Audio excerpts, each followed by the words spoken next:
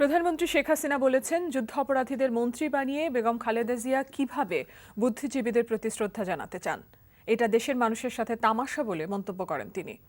বিকেলে রাজধানীর engineers institution মিলনায়তনে আওয়ামী লীগ আয়োজিত আলোচনা সভায় তিনি এসব কথা বলেন। শেখ হাসিনা বলেন, পাকিস্তান ও এদেশে তাদের এজেন্টদের ২০ দাঁত একে একে ভাঙা হচ্ছে, আগামীতেও ভেঙে দেয়া হবে। রিপোর্ট করছেন আহমেদ পিপুল। বুদ্ধিজীবী দিবস উপলক্ষে আওয়ামী লীগের এ আলোচনায় শেখ হাসিনা অভিযোগ করে বলেন, জিয়াউর রহমান ও তার স্ত্রী সবসময় যুদ্ধাপরাধীদের আশ্রয় প্রশ্রয় দিয়েছে, আর এখন কিভাবে বেগম জিয়া বুদ্ধিজীবীদের শ্রদ্ধা জানাতে যান তা জানতে চান প্রধানমন্ত্রী।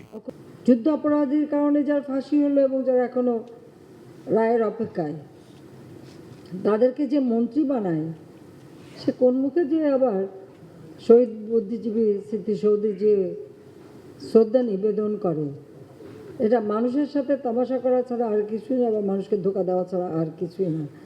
উনি মনে করেন যে বাংলাদেশের মানুষ কিছু বোঝে না, মানুষ সবই বুঝতে পারে, এবং আমি মনে করি মানুষকে এ ব্যাপারে আরও সচেতন হওয়া উচিত। এবং কিছু কিছু মুক্তিযোদ্ধাদেরও দেখি তার সাথে যায়, তাদের একটু লজ্জা হওয়া উচিত যে কোথায় যাচ্ছে, কার সাথে যাচ্ছে।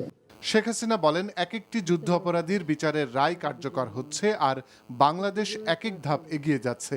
তারপরও পাকিস্তানি ও তাদের এজেন্টদের ষড়যন্ত্র চলছে উল্লেখ করে তিনি বলেন, এসব ষড়যন্ত্র সামনে নিয়েই বাংলাদেশকে এগিয়ে যেতে হবে।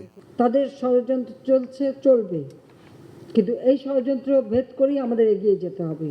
কারণ আমি বিশ্বাস করি যে বাংলাদেশে আগামীতে আর এই ষড়যন্ত্র করে তারা কিছু করতে পারবে না। আর তারপরে তাদের সে ২০ দাঁত একে একে ভেঙে দিচ্ছি, ভেঙে দেব। আমরা দেশকে এগিয়ে নিয়ে যাচ্ছি, আমরা দেশকে এগিয়ে নিয়ে যাব। যারা যুদ্ধ অপরাধীদের বিচার বন্ধ করতে চায় তাদেরকে ঘৃণা করতে দেশবাসীর প্রতি আহ্বান জানিয়ে প্রধানমন্ত্রী আরও বলেন, পৃথিবীর কোনো শক্তিই এই বিচার বন্ধ করতে পারবে না। তাদেরও বিচার যুদ্ধ অপরাধী হিসেবে হতে হবে, যে যারা এই যুদ্ধ অপরাধীদের রক্ষা করতে চাইবে। Bangladesh. Ahmed people, NTV news, Dhaka.